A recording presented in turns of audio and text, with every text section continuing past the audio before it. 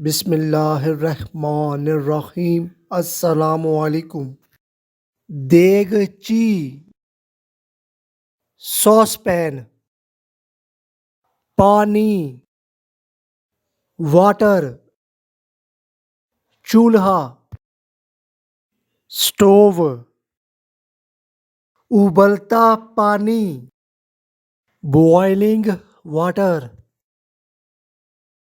चाय की पत्ती, टी पाउडर,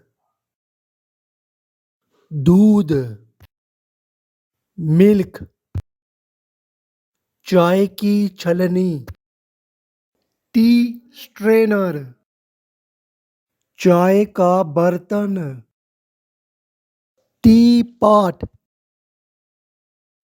दूध की चाय, मिल्क टी।